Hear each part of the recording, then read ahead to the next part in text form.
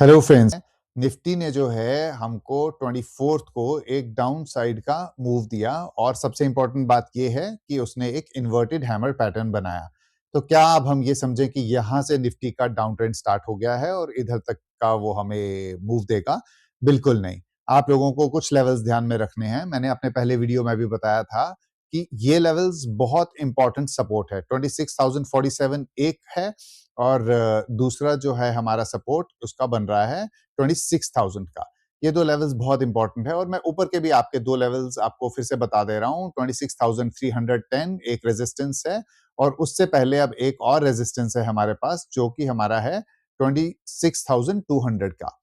तो ये लेवल्स बहुत बहुत इंपॉर्टेंट लेवल्स है। चलिए अब एक बार निफ्टी को 5 मिनट्स के टाइम फ्रेम पे भी एनालाइज करते हैं।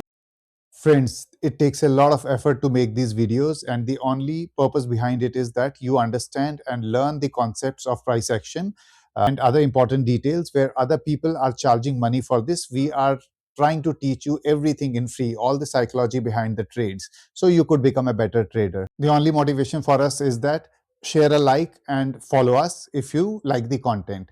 चलिए पहले 15 मिनट के टाइम फ्रेम पे एक इंपॉर्टेंट चीज आपको और दिखा देता हूं कि ट्रेंड लाइंस जो हैं वो बहुत मैजिकली काम करती हैं। आप यहाँ पे देखिए तो यहाँ से एक ट्रेंड लाइन हम ले रहे हैं और इसको देखिए, ये पूरे तरीके से यहाँ पे ये ट्रेंड लाइन को रिस्पेक्ट कर रहा है। चलिए अब कल का मार्केट का बिहेवियर देखते हैं 5 मिनट के टाइम फ्रेम पे। दोस्तों ये वीडियो सिर्फ और सिर्फ लर्निंग पर्पस के लिए बनाई गई है। हम कोई बाय और सेल टिप यहाँ पे नहीं देते हैं। आप लोग जो भी ट्रेड लें वो आप अपनी स्टडी के हिसाब से ही लें प्लीज। और जो अभी थोड़ी देर पहले मैंने आपको बना के दिखाई थी, एक ट्रेड लाइन हमारी ऐसे भी चल रही थी।